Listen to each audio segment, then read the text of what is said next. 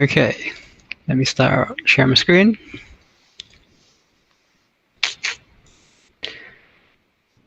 And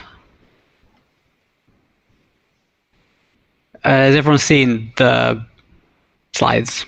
GraphQL, blue background, that one. All right, see some nods. Yes. Okay, thanks. Cool. So I've got this chat up at the side. So if people have questions, I'll see them in my other monitor. Okay, so for people who missed the intro at the beginning, yeah, my name is Sam. I'm the co-founder and CTO at Oso. We're 8 people currently, almost 9, based primarily in New York, but that line is getting way blurrier these days. As a company, our entire mission is around making security more accessible for developers.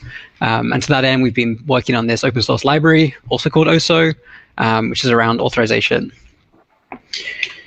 So here's a summary of what we're going to be doing today. So I'm covering a few different topics in this around GraphQL and authorization and that kind of thing.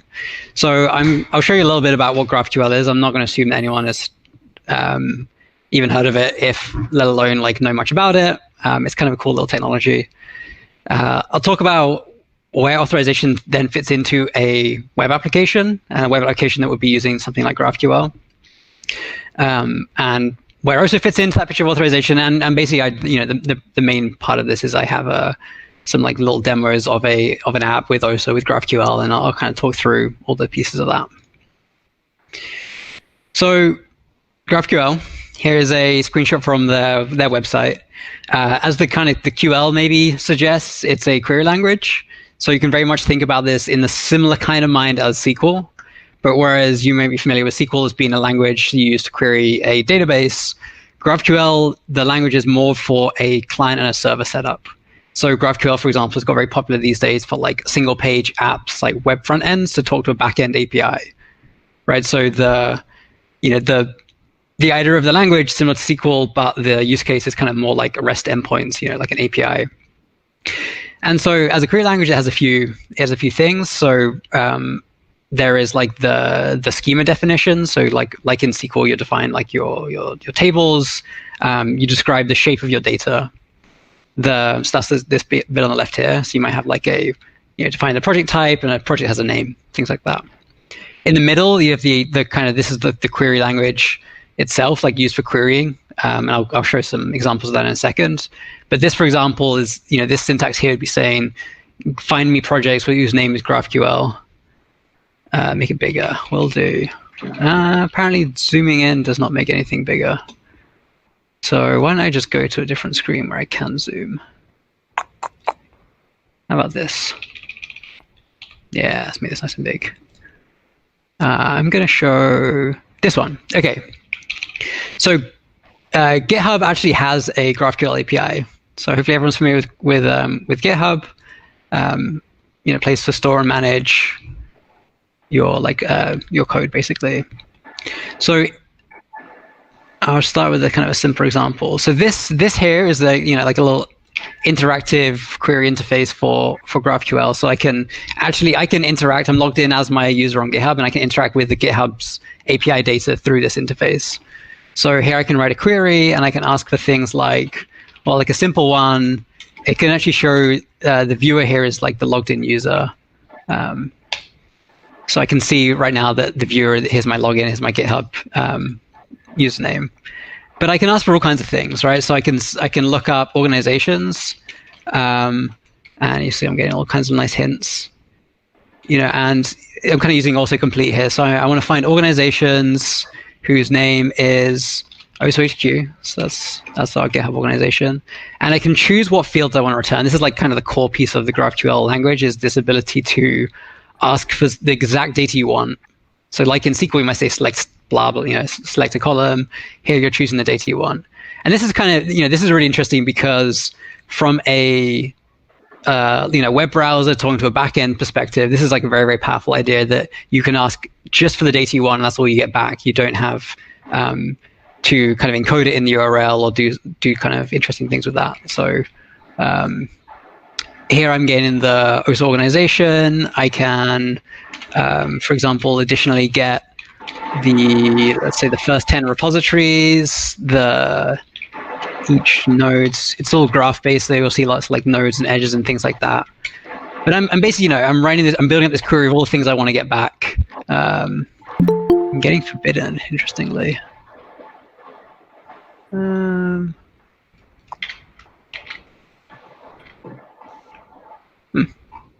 Although, oh, okay, my organization doesn't allow me to list our repositories. Go us. So what about if instead I look for the user called samscott89? Can I list all repositories I've contributed to? And similarly, I'm going to get the names of all repositories I've contributed to, I think in kind of recently. I need to paginate this, so you can see there's kind of a few things going on. I'm getting these error messages, right? So when I look up repositories, it's expecting these various parameters, so I'm going to ask for the first 10. And you can kind of see some of the repositories I've contributed to recently. And right, the idea is I can like expand this out and selectively choose all the things I want to get. And this is all backed by a data schema, so I can pop this out at the right here and kind of go and explore like what is a user type. A user type has a login, and I can see all the various fields I can get. So that's kind of GraphQL. And here's a diagram from the documentation around like where they fit into the application stack. So at the top here, you have maybe the endpoints that are exposed to users, to clients, to whatever it is. So maybe you have your RESTful endpoints, right? So like in the URL, like / so-and-so, much like maybe you can see at the top of the screen. So GraphQL would be like maybe an alternative API that someone could talk to and interact. You have this blue box in the middle, the business logic layer, right? So this is effectively your web app. And they explicitly talk about this like separation as being, authorization is something that should be part of the business logic layer. So if you need to decide what field someone can see, or, I got the error earlier that said, my organization doesn't allow you to list repositories, things like that, that should all be implemented at that somewhere else, not in GraphQL. It's not GraphQL's problem. Do it elsewhere. And there's actually there's a very good reason for that. And this diagram I think shows nicely why. It's because you have these various different endpoints. If you try to express your authorization in GraphQL, you're going to have to do the same thing in REST. You have to do the same thing if you have RPCs and so on. Finally, at the bottom, we have our persistence layer, our SQL databases or whatever. Okay, so in this talk, I'm going to be talking about 3 different technologies for some of these pieces. So for the GraphQL piece, we're going to be looking at the Python library called Graphene. So this is a project that gives you this GraphQL. I should say actually, similar to SQL, you often have GraphQL, clients, and you have GraphQL servers, and the only thing they have in common is speaking GraphQL. So like a GraphQL server implementation can kind of do different things. So we're going to use the Python Graphene library to do the GraphQL piece there. We'll do also for the authorization, and we're going to use the Python library SQL Alchemy for effectively implementing our business logic layer. So that's going to be the piece that defines like our data types and responsible for fetching them from the database as well. Okay, and I kind of said this at the beginning of the meetup, but as a reminder, like happy for this to be as interactive as possible. If people want to jump in with questions, ask me to explain through another piece, I'm happy to do that, because I'm going to be sort of walking through some of these libraries and going through some code. So feel free just to jump in and ask what's going on. I'll jump in before you continue. Yeah. So the GraphQL that you used, is it like it sits on top of a database? It sits on top of a REST API? What does it usually sits on top of? Like, what does it query really? That is effectively left to you to decide. So for example, in the case of Graphene, it gives you it basically gives you a mechanism to expose a GraphQL API, to define your GraphQL schema and expose that. So the endpoint. The GraphQL has this idea of resolvers, which is where you effectively implement how data is actually fetched and retrieved. And that's kind of left to you. So you can hook up a resolver to a database, and then GraphQL kind of becomes this like layer between. You can write your own custom resolvers to return any kind of data you want. So it is something that you control to access something you want to see as a graph, basically, correct? Pretty much, yeah. It's giving you this query interface to your data that you manage and you organize however you want. So, or rather for the GitHub one. So this, inside this language, I don't need to know or understand how GitHub has actually organized their data behind the surface, whether this is in a relational database, it could be stored in a CSV file for like the point is they give me this query language so that I can query that data in a structured way. And this is all I need to know about.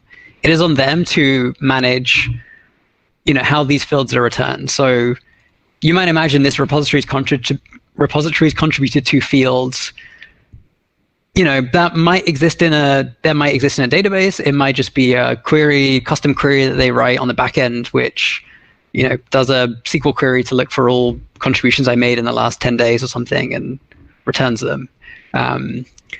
That's kind of like not for me to need to understand. All I need to understand is that I have this interface. I can look up a user, and a user has a bunch of fields, one of which includes repositories contributed to, and I can query it. How it's implemented, someone else's problem, and it's not GraphQL's problem. It's like that's where this diagram is talking about the business logic layer. So repositories contributed to is business logic. It's how the GitHub app works. And so like in the case where we're using graphene and SQL Alchemy, so SQL Alchemy is a kind of a SQL toolkit and also has sort of an ORM component, so you can define Python objects to access the data. That process becomes very, very streamlined. It goes very quickly from GraphQL to SQL. It's like kind of as squashed as you can kind of make it. So so I spoke about graphene briefly. So yeah, SQL Alchemy, I kind of just went through these. These are kind of the main things we're going to be talking about. These two, and then also OSO. But I'll come back to OSO in a second, actually, and give you a little bit more demo of the app that I've got here. Okay, so here I have, let's make this nice and big. Here I have a pretty simple, not incredibly interesting application, Python app, which is managing some expense data. And so in this file here, I've got my SQL models, and I'm defining them using SQL Alchemy. So I've imported SQL Alchemy. And so, for example, I have my expense class. This is my data model that defines expenses. And you can see in the SQL Alchemy style, I'm using like the ORM piece to define the expenses database, like the expenses model. So this will be something stored in a database in a table called expenses, and the columns are defined like in this declarative style as a Python class. So here I'm specifying that expense has an ID column. It's an integer. It's a primary key. This is going to be reflected in the database effectively. And so the idea of SQL Alchemy is you get to define models in this way, and you now basically have like just Python objects to interact with. You can query and filter and do all kinds of things with. So I have expenses. Expenses belong to projects. So I've got a project down here as well. I have users. Users also belong to projects. So things like that. It's a pretty simple kind of relational data model. So this is my like SQL Alchemy, my very, very basic piece of SQL Alchemy using to define data. And here is I'm using the graphene SQL Alchemy library specifically, which really like knits these two things together. So the kind of general idea of, I think this is a good example. So this is kind of like the core graphene kind of piece here. If we ignore expenses and projects for a sec, I'm defining the query class. So again, it's like I'm defining my GraphQL schema using Python objects. It's all kind of like getting very, there's all like, a lot of these concepts getting very, very similar here. And on my query object, which is roughly equivalent to when we're looking at writing queries, right? This is where I'm effectively defining this interface of what I can query. So I'm saying there is like an expenses field, a projects field, and like a user that you can query on my GraphQL API. And for example, you can see here I actually have like a custom resolver for how to get the user objects. I can do all kinds of things here. I can have a hello world field, which I'm going to say is I think graphene string. And right, so by doing this, I'm saying you should now be able to query hello world, and that will return a string. But I now need to tell it, how do I return that string? This is where I need to implement my like business logic. So I can say you resolve hello world. It takes in some args, which I don't care about, and it's going to return hello world. So here I've done two things. I've defined a field on the query that a field on the schema that someone could query, and the method that like returns the data for it. That's kind of like the core setup. But imagine that you're doing that, but for complex data types with data joins, and maybe you're doing some sort of filtering or processing on them. Whatever your application needs to do, it kind of gets like funneled through these resolves. Let's go ahead and save that and see if this is indeed available. So this is in my local, it's going to be the same interface, but this is in my local GraphQL instance now. I should be able to, let's make sure this is refreshed. Cool. Okay, it actually renamed it for me as well. So you see now, again, so these are the fields I defined earlier. This is now available in my schema. GraphQL has a bunch of like introspection things, so it kind of knows what it's looking for. I can now query for hello world, and there's my data that I just got back and processed. And again, like the idea is that I can do multiple things here. I can ask for more than just one field. Apparently, I can't just ask for a user. I need to ask for a user's email address. So I'm currently logged in as alice@foo.com, or at least that's who the application thinks I am.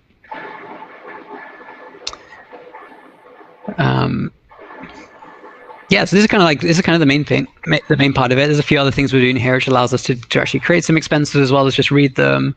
And the magic is just happening down here. So we're creating a schema object, which takes in the query. So the application that's like hosting all of this is a Flask application. And we're using a Flask GraphQL integration here again, which gives me this very convenient add URL rule, which is basically just exposing that GraphQL API endpoint for Flask.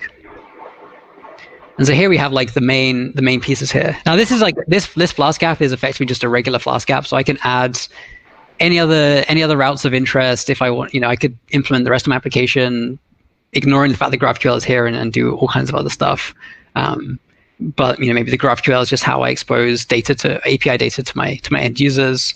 Maybe I have like a different endpoint, which is just for like the website and things like that. Okay, so that's kind of crash course intro to GraphQL and SQL Alchemy. Are there any questions on this before I continue? Can you show the demo again? Like what happens when you do hello world? Sorry, what happens when I do a... Hello, you just created the backend for the hello world that will give you something back. Yep. How does the front end look? You just go on, find a web page, connect to the app you just exposed and say /GraphQL and then hello world, or? Right. So what I'm in right now is this like interactive GraphQL. Okay, so I see the local host. So you connected to the app at localhost 5000. Yep. And GraphQL, this is the application you exposed. And what's the query? The query is whatever you're writing out there. Exactly. This is my query down here. So this is the code. It's like if you were implementing your web app, say your front end application, and it needs to get the hello world information, for example, for whatever, all the website was going to do is just going to print hello world out. Then in the front end code, you would include this query and like hit the GraphQL API with that query and get back the data you need. So the idea is that in say your JavaScript front end, you'll be writing queries. You'll use a GraphQL client and like write this syntax to say like that's the data I want to get from the back end. So this is like the language they speak to each other. But the graph slash, when you say localhost slash GraphQL, you get this nice interface, correct? Yep.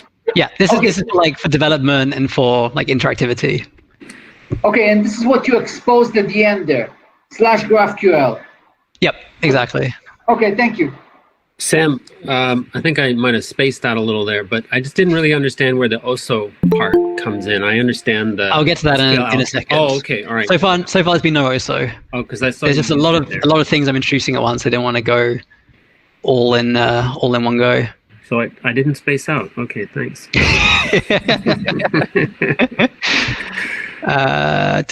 Does schema here have similar meaning here, like as a SQL database schema?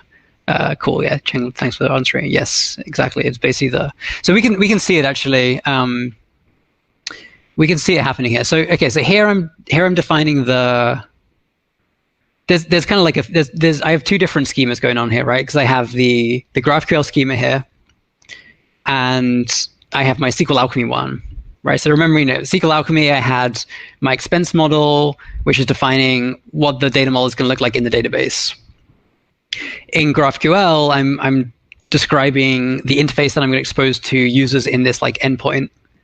And so just thinking about like the hello world one for now, because I actually have this app printing out the schema.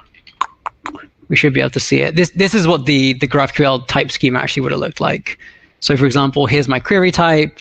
Here are the different fields I can potentially query. And here you can see my hello world, which returns a string. So this is the data format that the GraphQL API exposes.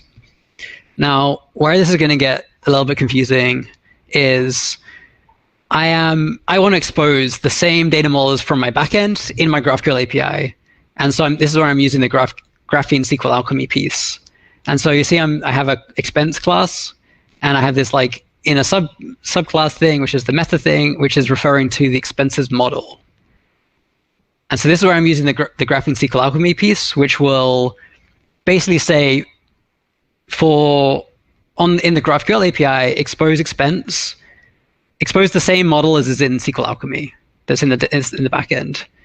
I don't need to repeat all the same stuff I had here. I don't need to say expense has an ID and an amount and a created by. It's just pulling that from the SQL Alchemy model. And so when I look at the schema that's printed out, wherever expense is sitting, here it is. Expense is up here, and you can see the schema contains all the. I'm going to make this bigger. The schema contains all the fields.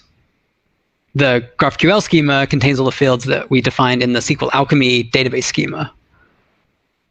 And you should be able to explore this interactively as well. If I go in here, I can see an expense. An expense returns an expense connection, which has expense edges, and finally I'll get to my expense type. So yeah, this is now all like known and populated in the front end.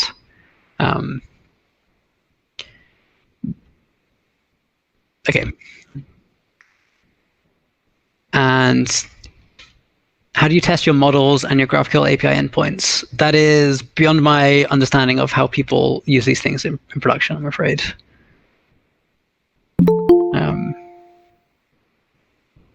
Yeah, I think in this case, by sort of making this like one-to-one correspondence, it's kind of there's less things you need to keep like in sync. But in theory, it can be challenging to keep the like backend code in sync with the GraphQL code. Okay, so what I was just showing there is let me come back to here. Okay, so we spoke about the green piece graphene, we spoke about the blue piece SQL Alchemy, and how I could add more functionality inside my app isn't all needs to be through SQL Alchemy. So where it also fits in is in this authorization piece, sitting inside the business logic layer. And what we want from authorization here is to say, how, like, what data is this, is the user allowed to see, and like how do I enforce like they can see certain piece of data? So if I actually go back to the GraphQL one,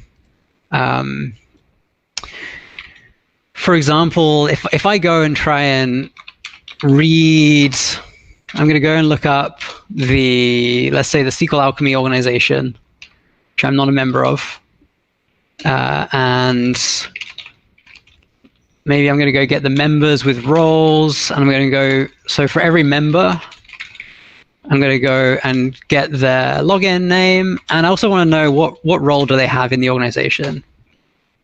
And I still need pagination. I always forget pagination. So, okay, so you can see I'm querying the GitHub API, and I'm asking for all of the members of the SQL Alchemy organization and what roles they have in the organization. In this case, GitHub is happy to return to me the members of the org. That's public knowledge, apparently.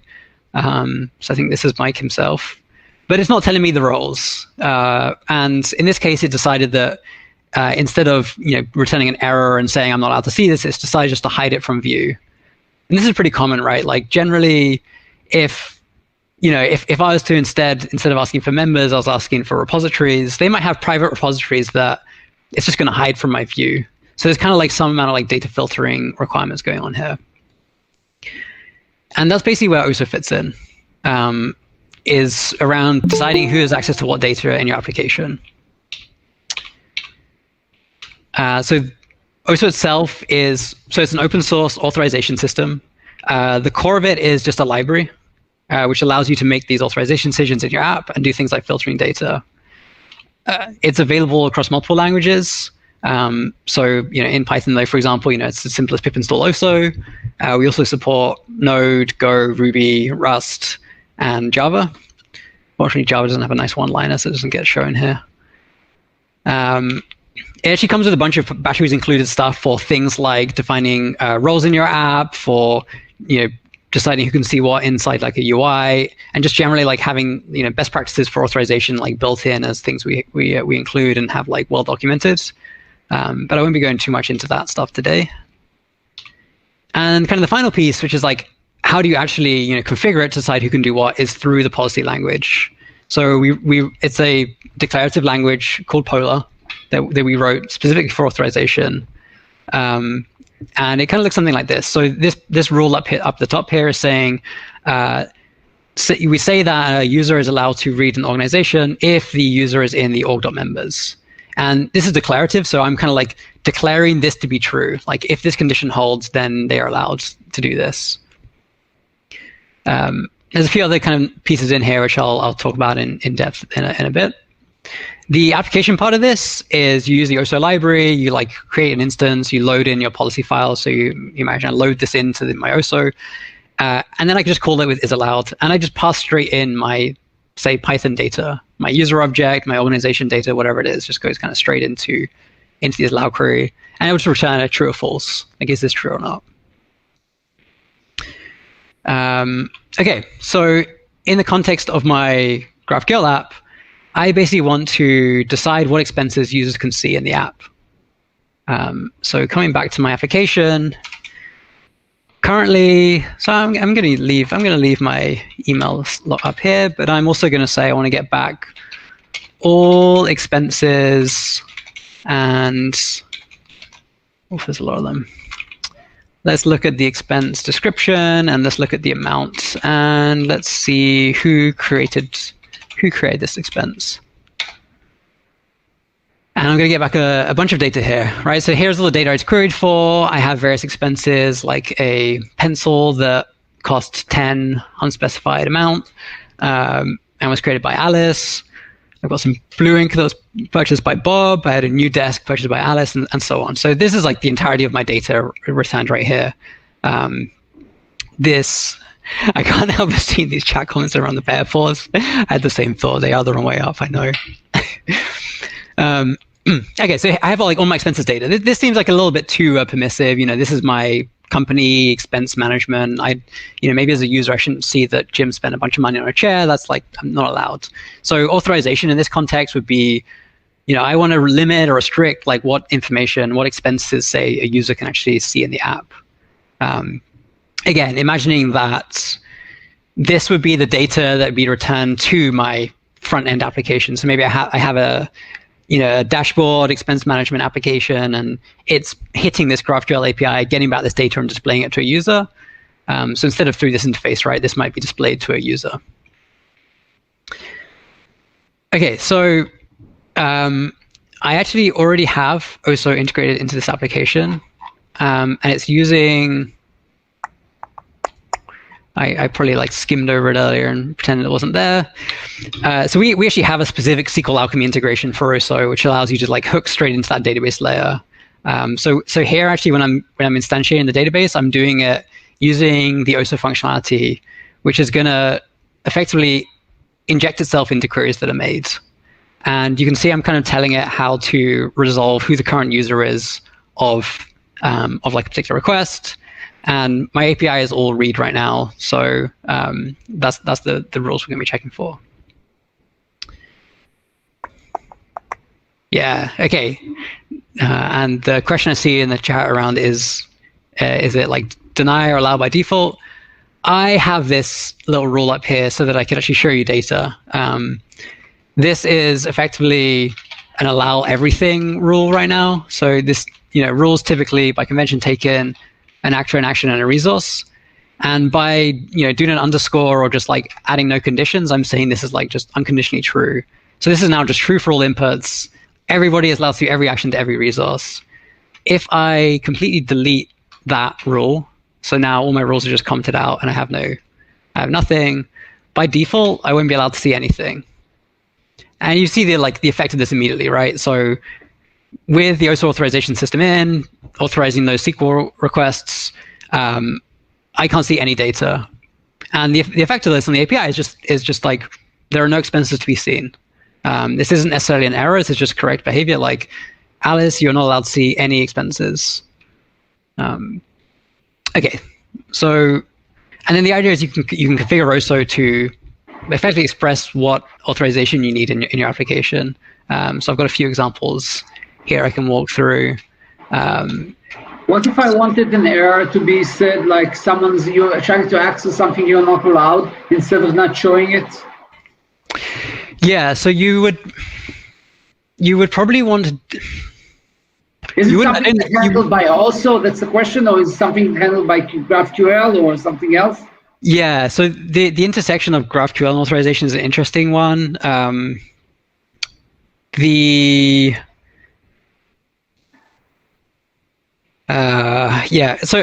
typically in a regular app, in a non-GraphQL app, you would normally make an authorization decision and maybe return an error, return like a 403 or something, saying that this is not authorized.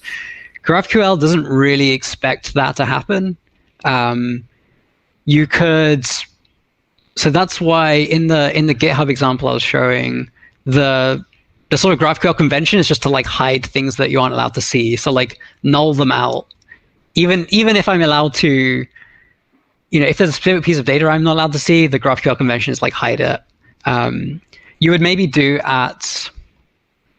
if this made sense, if there was like an entire field you weren't allowed to access, like you're never allowed to see members with role, then you maybe would return that as an error, and you'd have to kind of like implement that maybe in your resolver. So what I could do, for example, in here, maybe in here I would have something like g.oso.isAllowed, g.currentUser. Is the current user allowed to read, I don't know, hello world? And like if this is not true, if this is true, then return it. Else I'm going to like raise an exception or something. I think this would make sense if there was really a piece of like a special piece of authorization that was like specific to something you're resolving. You could add it into the business logic piece here. But I think in the case of, I have a data API, and my expectation is that you just can't see the things you're not allowed to see. Not that they error. Then it's kind of nice that you get it done. That it's just happening kind of like transparently at the SQL Alchemy level. So, okay. So for example, what I might want to say is that users are allowed to see their own expenses, and so this takes the following format. Oops. I write my allow rule. I say the input is a user, and this like colon syntax here, which sort of looks something like Python type checks, is very similar.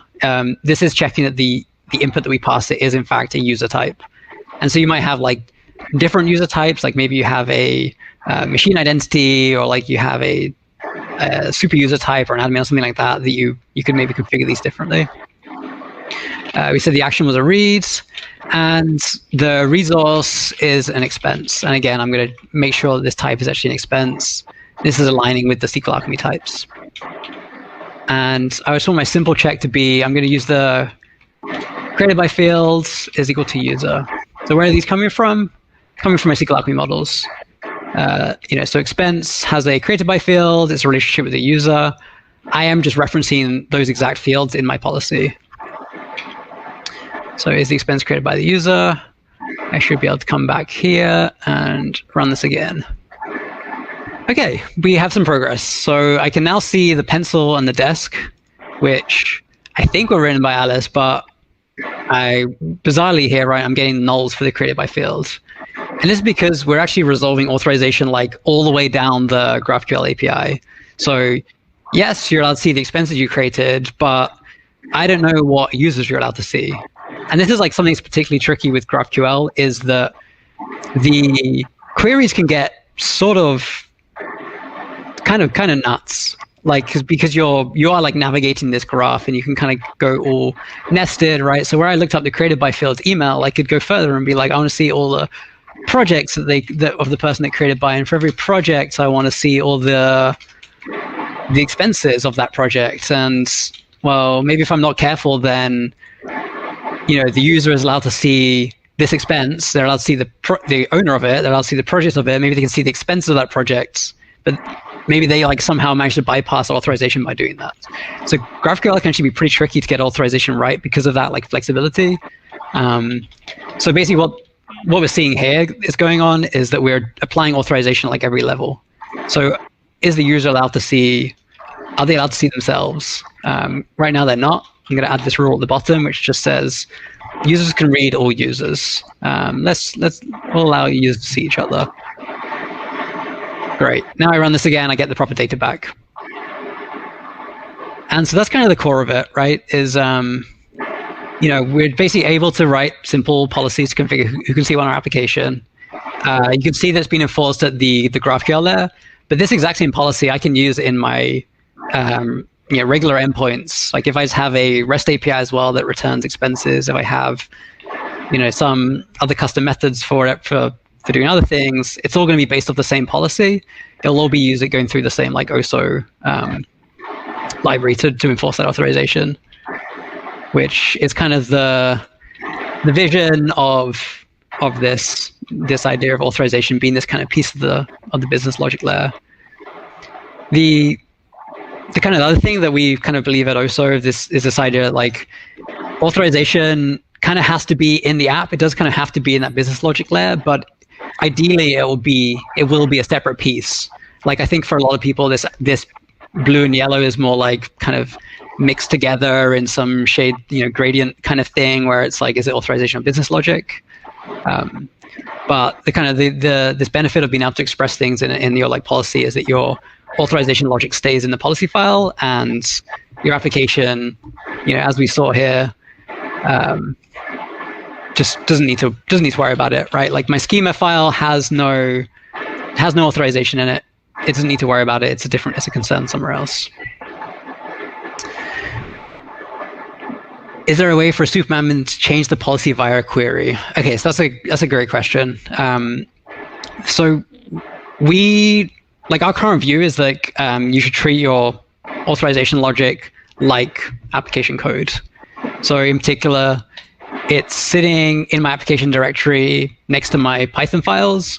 I deploy it with my Python files. I manage it in the same way. It's part of my development experience. It's this is great for a number of reasons, right? Like I can run this Python project locally, and it has the policy there. It's not like stored somewhere else. I can read it. I can see it. I can you have like a built-in debugger and REPL. You can like interact with it.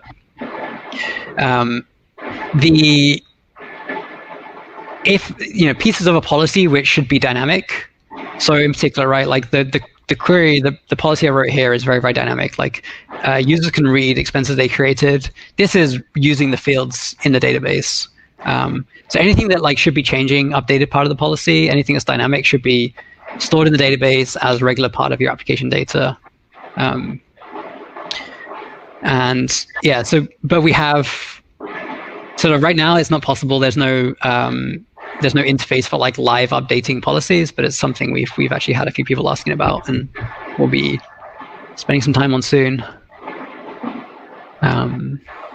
There's actually one other piece of this which I think is really good fun to see. So we also have this SQL endpoint on our local host, which is printing out the SQL that's run as part of this. Like the last API request that was made prints out the SQL that's run. So for example, you can see the fetching the user that happened up here. The really cool thing is the policy that I just wrote. This expense must be created by the user. It's written in OSO in the Polar policy language, but it's actually being enforced at the SQL level. So we have like an adapter that will take the policy constraints and convert them into SQL filters. And so you can see the query that's actually made to fetch all these expenses is, this is basically my policy here. The expenses created by ID is equal to 1 because that's the ID of Alice. And it's like as simple as that. So it's like incredibly efficient as well.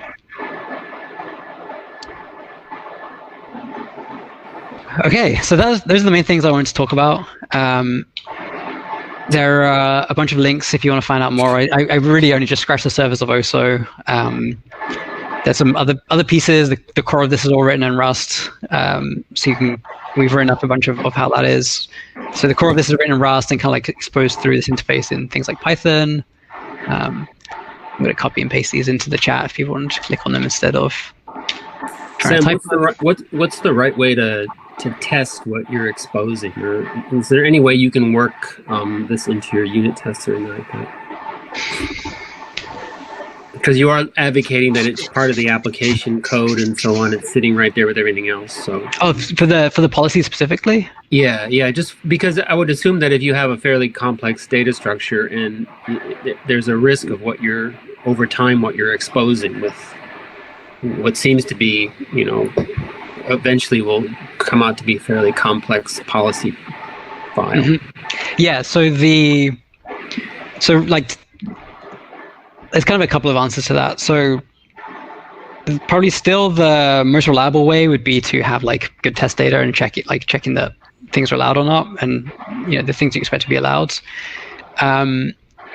You can.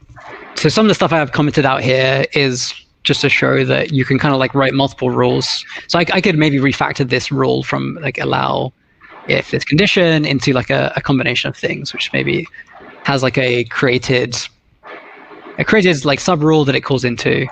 And you can kind of like query individual pieces of your policy. So you could maybe ask like more specific questions as part of a test suite. Like, I want to just unit test that the created by rule, the created rule works in isolation. I'll just query that piece and test the inputs and outputs of that.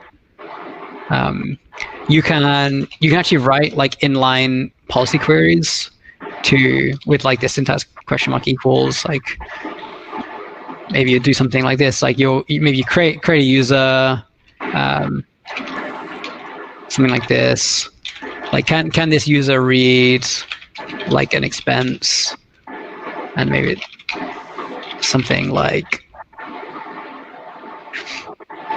so maybe you like create some data and do like a little inline query to check like, can user ID 1 read the expense created by user ID 1 or something like that. So you can write like inline queries to check various pieces of the policy. So that's kind of what you can do today, but this is an area where we are probably in the near future going to be investing more time to allow you to sort of more directly like unit test the answers you get back from a policy, because the one kind of output you get from this, and the one that's used for like doing the filtering, for example, is you kind of pass in something representing like the expenses query cell, like the expenses model, and you kind of ask it like, what expenses can this user see? And it returns you like a list of constraints. So one of the things we're like investigating doing in the kind of near future would be allowing you to write tests over those like constraints you get back. So you could write tests that say things like, there must be a condition on this user reading an expense. Like, check that there's at least one condition on this allow query. Maybe it's check that the condition includes a role check, for example, if you have a role-based system. And so that's like one of the things we're going to do in like the near future is allow you to sort of interrogate specifically the response that you get back that has the expected components. And if you put instead of just accessing a field on any of your SQL Alchemy models, if you had like a method or a property that you added to that, can you include that in the query? Yes, it's sort of the data filtering part of this is somewhat recent, so it doesn't fully support you being able to kind of mix and match the two at the same time. But like you can't just use you can reference like Python attributes and Python methods inside the policy. So I could say something like user.email and let's say the Python one ends with foo.com, for example. Like allow a user to read. Well, let's say, for example, you had user first name and user last name, but you had a method that was like user full name. Would you be able to? Okay. Absolutely, yeah. So this would work, for example, where I'm using the Python built-in string method, like your email ends with, and right. So yeah, this worked now for everything. I can now see all the expenses because I said a user can read an expense if their email ends with foo.com and no further questions. But you can't currently. I wouldn't be able to do that on expense currently because that's been done like on the filtering on the SQL Alchemy side of things. Cool. So Sam, I think I suspect something is happening here. Eric is asking a question for a reason. He actually might need something like this. So please explain also a little bit what it can and can't do, and give it in context of Django or Flask or something like this.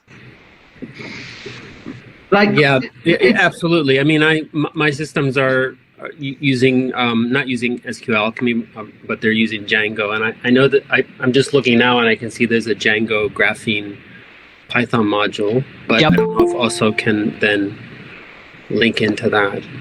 Yeah, we also are you using GraphQL? Are you using the graphene thing or just Django? No, I've been following your tutorial, so I'm. So we also have a Django integration. Okay.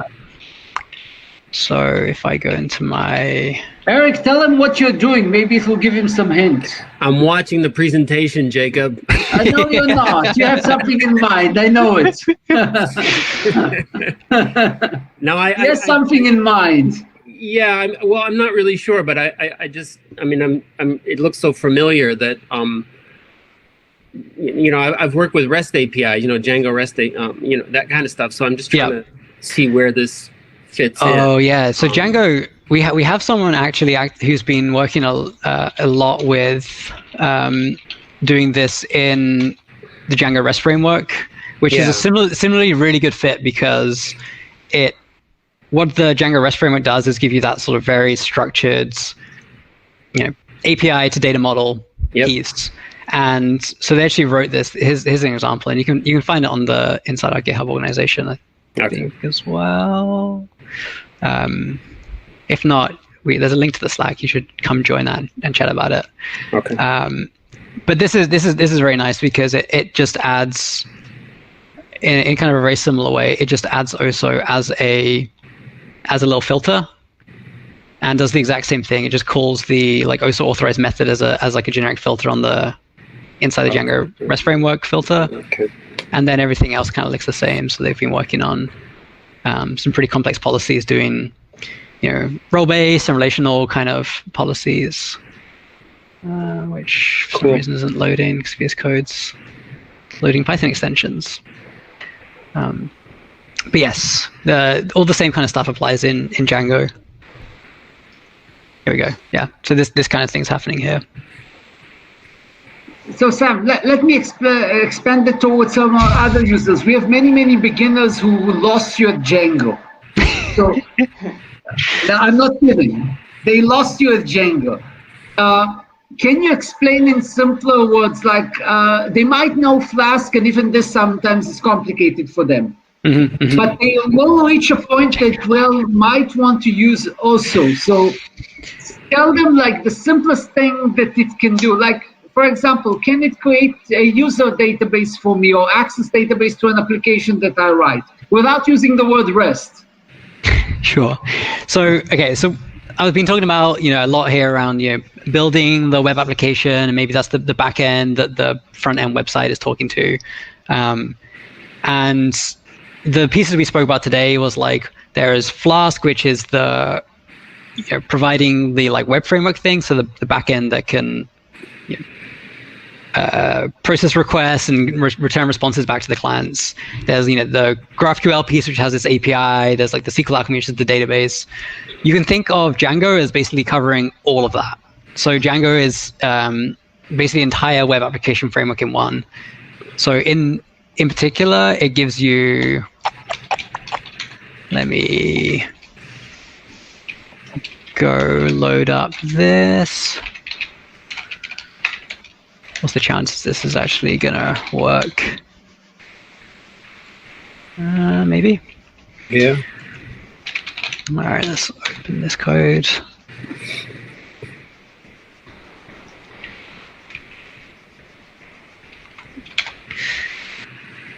Okay, so here I have a GitHub app built with Django, and for example, you can see I have in the side here everything mentioning models. So much like I was just showing with SQL Alchemy, Django has a Python object-oriented way of expressing your data models. So in here I define my repository, it has a name, an organization, things like that. But Django includes everything. So Django also has a way of writing views, which is where I'm kind of talking about some of that like business logic of if a user requests to see a certain piece of data, what's like the data I want to respond. And also things like templates. I don't know why this is going so slow. Too many VS Codes open. So here I have like the application code written to decide how to respond to a user who visits like the repositories page. And so I should be able to, this is not looking great, but I think I can log in as Alice. I don't know what the login for this would be. Probably in the README somewhere. Anyway, you can see it, right? So this is all being served by Django. So Django is actually rendering the front end as well. It's using some of these like HTML templates that I've got here to determine what front end code to display. So it renders the HTML that we displayed. It's handling the request that comes in, the data models, like basically the entire thing you need for building an app. And where it also fits into that is much like I've been talking about today is, for example, if I want to say what repositories can this user see, it'll filter them down. If is this user allowed to see a particular page, you can make those yes/no decisions by writing the policy logic. So if I say the sentence without also, it would be very complicated to handle user access. Will it be a correct statement? Yep. Okay, so also simplifies many things that those web frameworks do not provide with regard to user access. Yeah, so typically, managing access, permissions, things like that, it kind of depends on having some, like the web framework normally has like some native support for it, other additional modules you can use. So for example, Django does have one called Django Guardian, which allows you to do some permission stuff and so on. So like every framework has its own way of like approaching these. What also kind of gives you is a consistent way to do that across not just like any framework, but any language. And it actually goes quite a bit further than a lot of these. It gives you, we've really tried to make it as like easy to use out of the box as possible. So in particular, like on our docs page, docs.osohq.com, we have like a ton of guides walking you through like what are roles, how should you even think about roles, how do you add roles to your application with SQL Alchemy, or just generally kind of like talking you through like what you need to focus on in authorization, like where you should be doing it, and generally just trying to like educate you on where those things can go. And then basically just giving you a library makes it easy to implement those patterns that we teach you about. So if a beginner wants to approach and ever needs to write some sort of user access code, then they learn also once, and it applies to many systems and many languages, and they don't have to repeat and read it learn many libraries. Correct? Yeah, exactly. Thank you. Yeah, so speaking of the many languages, so I think you mentioned something about Java. I know this is a Python meetup, but I have a particular interest in Java. So how does it look like? I know like in Python you use the SQL Alchemy. Like in Java world, like how are those things tied together? Maybe don't cover too much on that one, but I want to kind of get like a very broad view of how that works in that world. Yeah, we basically have the language libraries themselves, which have like the basic interface, allow you to write policy and do authorization over your like application data objects. And then we have, in specific languages, we have like additional framework integrations.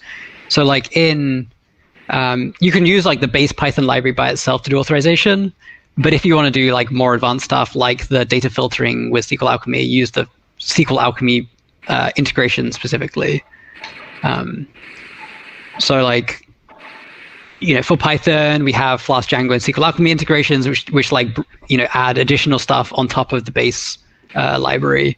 But the base library itself is still like incredibly powerful. You can come in here and see like different examples of various like access control patterns, like how to write things like attribute-based or role-based stuff. You can still do all of this through the core Python library or the core Java library or the core Ruby library or whatever. But there are just ways that we can make it both more convenient and more powerful when we do that like extra deeper integration with a framework. Yeah. Now I have a trick question and a nice question. Which one do you want? Trick. The trick question. Is this trick or treat? Trick. I'll ask a nice question first.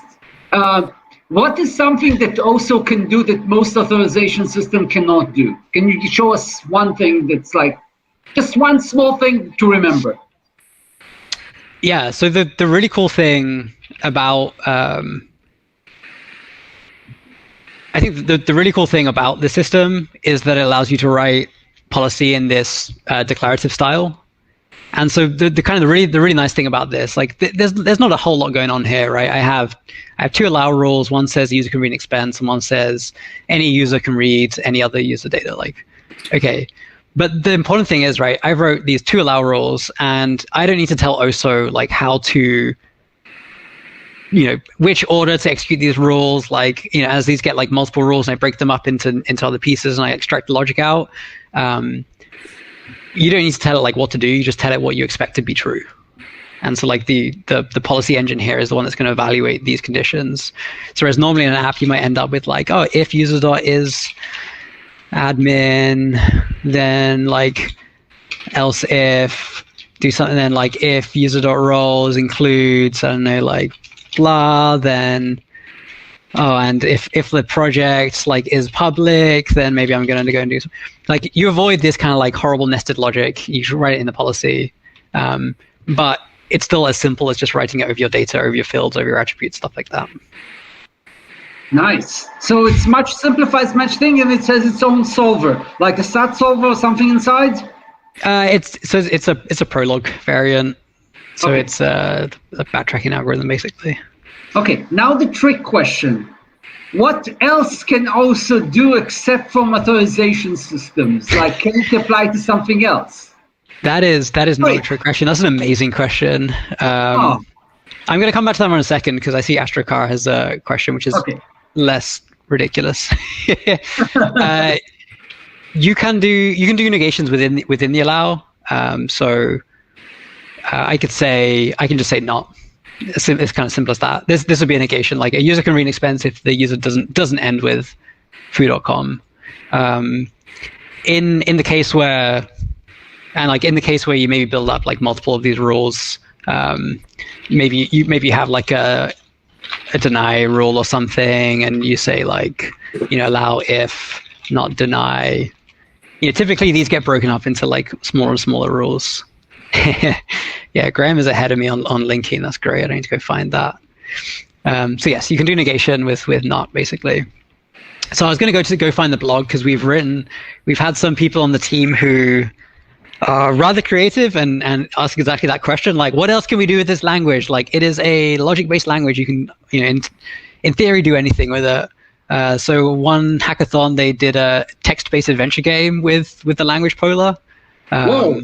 Which you can go and play and download, or like run it online. You can see, you write commands like go to the iron gate or look envelope, and the policy is one that's like evaluating what happens. And then there's a blog post we wrote up on it.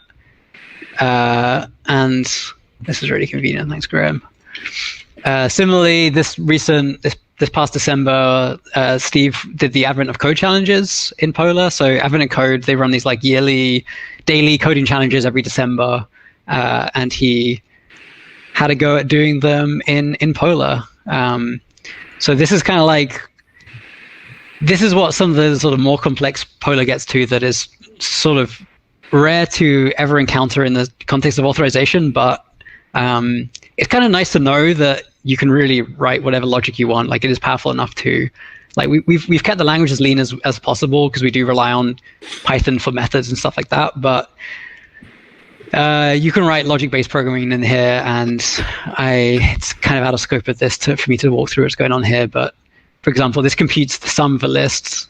It's saying that an empty list, the sum is equal to 0, whereas for a list of elements, the sum is computed kind of recursively by adding on the answer to the previous one, things like that.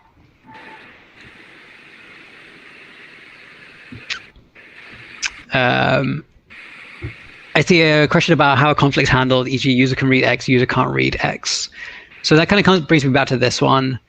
So if you have a policy where you maybe have something like an allow list and a deny list, and allow unless deny, or deny unless allow, if something like that, you represent that through writing the rules.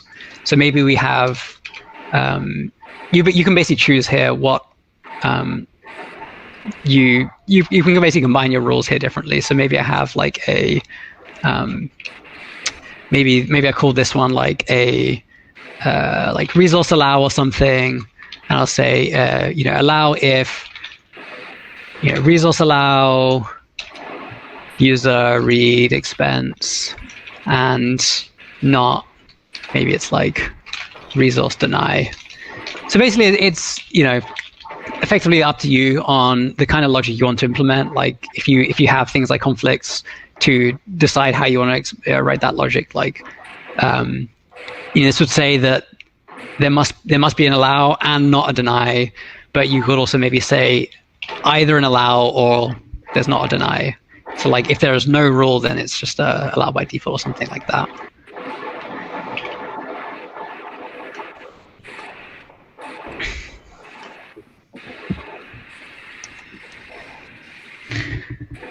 So Eric, okay. What do you use for clinical trial systems?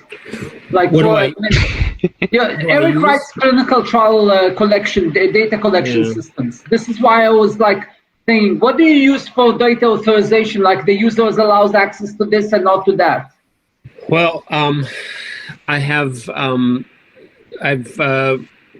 my framework sort of extends out the Django admin, which has its own built-in authentication. So I can control, create, add, view only, all that kind of stuff, delete. I can control all that, control what they can look at, what they can't look at. Yeah. So can this simplify this for him? I don't know. I mean, it's interesting. So I want to. I mean, at first I thought, Sam, you were just talking about something that helps with GraphQL, and it allows you to put authentication in there. But now I realize that this is actually much broader. So that was just an example application of it. Yes. Yeah. So So I just want. I'm gonna look more into it. It looks very interesting. I'm looking on your website as well. So yeah. I being at a Python group and talking about a language that can do almost anything in any way is a little bit against our rules. There's only one way to do it, I thought. Not JavaScript? Exactly. I guess, well... So all I would say to that is are there like do it this way, don't do it that way, or or you're really just leaving it to those of us who look at it and see what we can do with it? Yeah, I mean that's where I'm just going to stop for now. Actually, that's where we're kind of more and more moving towards providing a lot of that stuff, like batteries included, like the Python standard library style thing, because we sort of found that things like role-based access, there's like a bunch of different ways to implement it, but like most people's need for roles all follows a very, very, very similar pattern. Yeah. And it turns out if you just give people that pattern and ask them to apply it, they'll probably be pretty happy, and then they'll have a system that works for them for now and for the future and things like that. So we're definitely moving more in that direction where it's, there's actually a talk I gave earlier today on exactly that, SQL Alchemy and roles, where we basically showed that like you use our built-in roles, you don't really need to add you add 2 lines of code, and you don't have like a reasonably good opinionated authorization system. Graham with the very helpful links in the chat here. Graham's my co-founder and CEO. That's why he's been so helpful. Yeah, because for the data that I work with, it's healthcare data, so it's very sensitive, and so I found that the way to do it right is to define roles, and you can test those roles really well. You might want to group roles within roles or something like that, but at some point it's not going to change much from there, as long as you can. Yeah, that's exactly right. So this kind of gives you a out of the box way to do the roles with the policy to write it. But like the nice thing here is the thing that can often be challenging with roles and that can get people into very difficult situations is when they don't have enough flexibility. So the only way they can address a certain problem is to, for example, like add a new role. It's like, well, this, it's like this piece of data, is set to private, and I don't really want this role to be able to see it. So I'm going to create a new role that can just see those data in a different, and like things like that. And like, roles start kind of like proliferating. You end up like 50 roles and no one understands what role they're supposed to have. So in the talk I was giving earlier, the kind of like my best practice for role is like have as few as possible and have them be related to like an intuitive concept of what the user is expecting to be able to do in the app. Do you have the ability to decorate, for example, a field within a model that that only this role is ever going to touch that field? For example, I do randomized control trials, and the randomization data cannot get out to anybody but a statistician. So it would be very convenient just to decorate that field with a role, and then nobody else can touch it, for example. I don't know. And somehow that ties into a role that's defined just as a precaution, that you can't make a mistake to accidentally expose that data. We don't currently have anything like that, like data decorator. That'd be something that you'd still want to define like in the policy code itself. Okay. Although, so we don't have anything built in for that, but because all of this is just written over your Python data, you can adding a decorator to fields, as long as it's accessible in the policy in some form, you could use it. So you could write a generic like allow rule, which basically says, the user allowed to see this as long as the field doesn't have an attribute restricted or randomized or protected or whatever it is. And so like if you annotate your Python data with that field, like you can very, very easily just use it in the policy. You can write your own decorator that just adds this field to the function or add something to this class. Yeah, and exactly. You can decorate it, and then you you can write the decorator that does this for you. But if you guys have it out of the box as a service, then you actually solve this problem. Yeah, no, and I love it. I think it's a great example when we're all about more of those kind of patterns that we can just like include in the library and make easy out of the box. This was the reason I told you he has something in mind. I know what he's doing. I would very highly recommend if you joining our Slack and coming and talking to us about this. And there are other people in there using Django who are, I think, doing similar stuff. Like one we have this example app that someone built based on a previous role they did, where it was like a caseworker management app, which I think has like similar kind of areas, because you have like caseworkers have some files and you have like clients have some files, and there's like overlap of those. And that's like very, very heavily role based, because it's like, are you assigned to this caseload and this client? If so, you're allowed to see, the documents inside that one. And and that's also heavily using the Django admin interface as a kind of like as like the admin interface, like the customization interface. Like if you want to assign a role to someone, you can just do it through the Django admin interface, because you're just modifying Django data. Yeah. Good. And yeah, so like I think the nice thing is this sort of using, say, the built-in roles thing we have.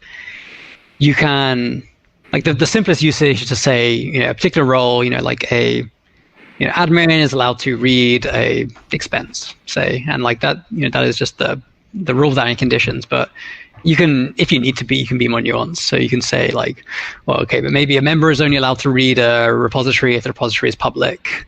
Like you're still doing role-based access, like your roles are still written around that concept of a role, but you can just be as fine-grained as you need to, like on that aspect, instead of having to, generally that logic gets pushed into the application.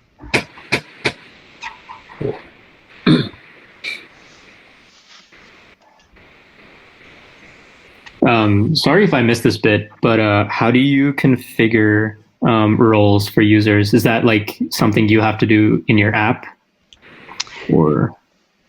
So when you mean configure for users, you mean like assign them to a role, that kind of thing? Yeah. So let me.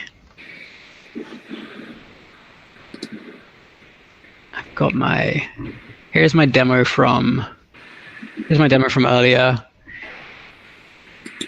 So here's how I define the roles in, say, SQL Alchemy. We have this helper that creates a mixin, and you add your mixin to your SQL Alchemy model. And so in this case, we're now going to have like a new model which links users and organizations and says they can have a role from this list. Then in the routes, we do have some, I mean, at that point, this is just a straightforward SQL Alchemy model. Like you can insert in the regular way, but we do also add a few help methods, so like add user role here. So in this example, and again, this is on like in our docs, we have a guide of how we built this one and stuff like that. But maybe there's like a new roles endpoint. First, you want to authorize that the user is allowed to create this role, and then we have the helper methods to like either add them or reassign them if they already have a particular role, things like that. Gotcha. So yeah, basically there are helper methods to do it.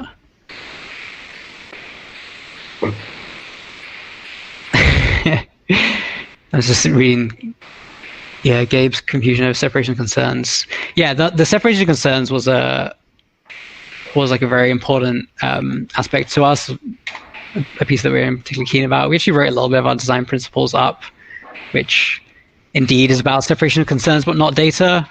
Like the idea is, like authorization is this really hard area in general to like make entirely abstracted from application, because everything I've spoken about, right? Like a user can see an expense if they're the expense owner, or a repository, if you're in the organization, like you can't imagine that data being anywhere else but in the application. I think the app would find it hard to function if it didn't know what organization a repository is in, or what expense who an expense belonged to. So there's this delicate balance between separating out the logic but allowing the data to stay in the app, and that's kind of like our core underlying principle when we started building everything. So yeah, shame on Gabe for not getting the initialism of it.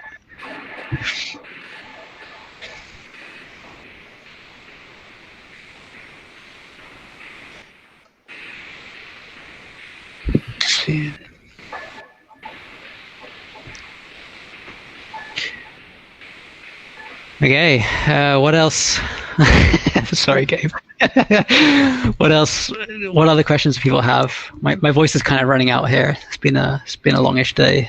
How big you are? When were you founded? How many people you are? What's your what do you plan for your future for also? Graham, you want to take this over? I can see you in the chat. I've just been in the chat lurking. I know. Hey, how are you? Yeah, I'm gonna get yeah, sure. So we are 8 people, soon to be 9, growing quickly. So if you're thinking about making a career change, by all means, reach out. Let me turn on my video here. Nice. Yeah, so we were founded about 2.5 years ago. We open sourced OSO last summer. It's kind of a wild thing to open source something and put it out into the world, especially in the time of COVID, where you're not like seeing people on a regular basis and you don't really know like what is it going to be like and what's the reaction going to be. And I would say the team as a whole, certainly speaking for myself, I've just been like overwhelmingly pleased with the positive reaction that we've gotten. So yeah, in response to that, we're growing the team aggressively, hiring primarily for engineers and developer advocates. And our main focus at the moment is twofold. One, just on the product side, expanding what OSO can do along the lines of some of the things that Sam was saying earlier, providing more like out of the box features to make it easier and faster for developers to ship core features like roles or other patterns that come up quick, commonly like hierarchies and nested structures and stuff like that. And 2, making it really easy for people to get up to speed with OSO. So a big part of that is things like docs and guides and tutorials. That's us. Awesome. Okay. Thank you. Yeah. All right. Any more questions? All right. Going once, going twice. All right. Well, thank you, Sam. This was an awesome presentation, and thank you, Graham. And also thank you everyone for the engagement and the questions. That makes this a lot easier.